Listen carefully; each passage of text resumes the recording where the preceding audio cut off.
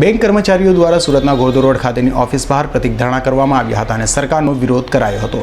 શિયાળુ સત્રમાં કેન્દ્ર સરકાર બેંકોના ખાનગીકરણને લઈ આહવાન કરાયું છે। બેંકોના ખાનગીકરણને રસ્તા પર લઈ જઈને દેશની આર્થિક સ્થિતિ ભાંગી દેવાનો કેન્દ્ર સરકારનો નિર્ણય હોવાનો આક્ષેપ કર્યો હતો।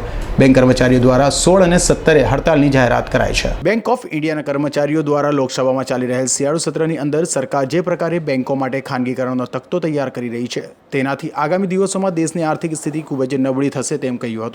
કર્મચારીઓનું કહેવું છે કે સરકાર માત્ર ઉદ્યોગપતિઓના લાભ માટે જ આ પ્રકારના નિર્ણયો લઈ રહી છે। આજે ઉદ્યોગપતિઓને આપેલા 6.45 લાખ રૂપિયા કરતાં વધારે લેણીને નીકળતી રકમને કેવી રીતે મેળવી તે સૌથી મોટો પ્રશ્ન સર્જાયો છે।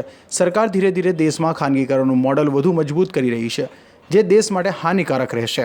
બેંક ઓફ ઇન્ડિયાના કર્મચારી સંગઠન સેક્રેટરી વસંત બારોટે જણાવ્યું હતું, જ્યારે બેંકોના મર્જર કરવાનું આયોજન કરાયું હતું ત્યારે જ અંદેશો હતો કે કેન્દ્ર સરકાર આગામી દિવસોમાં તમામ બેંકોનું ખાનગીકરણ કરી નાખશે।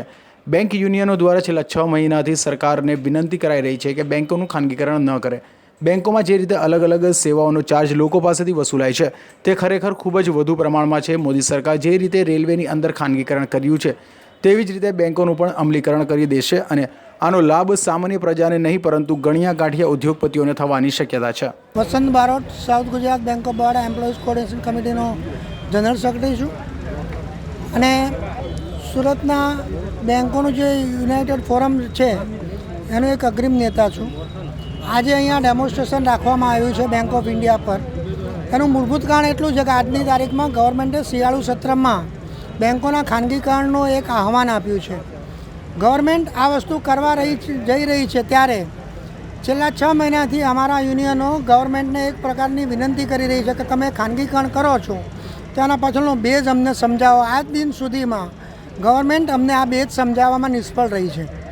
ખાનગીકરણનો મુદ્દો એક એવો મુદ્દો છે કે જેને કોઈપણ સંજોગોમાં આ દેશમાં ચલાવી શકાય એમ નથી। Government Modi government step by step આ દેશને ખાનગીકરણના રસ્તા પર લઈ જઈ રહી છે। આજે તમે જોઈ રહ્યા છો કે રેલવેનું પાર્ટલી એ લોકોએ ખાનગીકરણ કરી દીધું છે। બેંકોને પણ પહેલાં બેંકોને મર્જ કરવામાં આવી, એ મર્જ કર્યા પછી આજે બેંકોની બિસ્માર હાલતમાં બેંકો લાવી દીધી છે। 4 બેંકો, 4 મોટી નેશનલાઇઝ બેંકો કરીને ત્યારે જ અમને ખબર હતી કે જ્યારે મોટી નેશનલાઇઝ બેંકો બનાવવામાં આવી રહી છે તો એ લોકો ડેફિનેટલી એમનું સ્ટેપ ખાનગીકરણ તરફ જ હશે। ખાનગીકરણ કરવાના ગેરફાયદામાં એટલું જ છે કે દૂધનું રખોપું બિલાડીને સોંપવા જેવી વાત છે। જે કોર્પોરેટ હાઉસીસ આજની તારીખમાં બેંકોના 6,45,000 કરોડ એનપીએમાં છે, એ પૈસા કોની પાસેથી વસૂલવા એક મોટી સમસ્યા છે। જ્યારે એ જ લોકોને બેંકો સોંપી દેવી મીન્સ કે બીજા માલિયાઓ ઊભા કરવા કે બીજા મોદીઓ ઊભા કરવા આ જ સ્કીમ ચાલી રહી છે। કોર્પોરેટ હાઉસીસને બેંકો સોંપવી એટલે કે જે લોન લેવાવાળો છે એ બેંકનો માલિક થઈ જશે। તો એ દેશની પ્રજાએ જ વિચારવાનું રહેશે કે માલિકો બનીને પછી શું કરશે। બેંકના ચાર્જીસ વધશે। આજે સામાન્ય માણસને એક બેંકની પાસબુક પ્રિન્ટ કરાવવા માટે 17 રૂપિયા ચૂકવવા પડે, એક સ્ટેટમેન્ટના એક પાનાના 55 રૂપિયા ચૂકવવા પડે।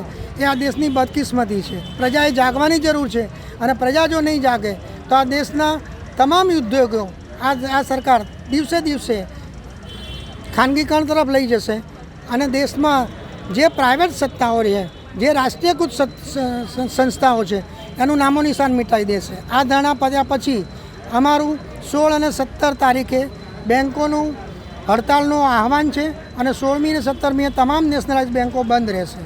બેંક કર્મચારીઓ દ્વારા બેંકોના ખાનગીકરણનો વિરોધ કરાયો હતો અને પ્રતિક ધરણા કરી સરકાર વિરુદ્ધ સૂત્રોચ્ચાર કરાયા હતા। સાથે આગામી 16 અને 17મી હડતાલની જાહેરાત પણ બેંક કર્મચારીઓ દ્વારા કરવામાં આવી હતી। હર્ષદ સેઠા સાથે અઝહર કુરેશી।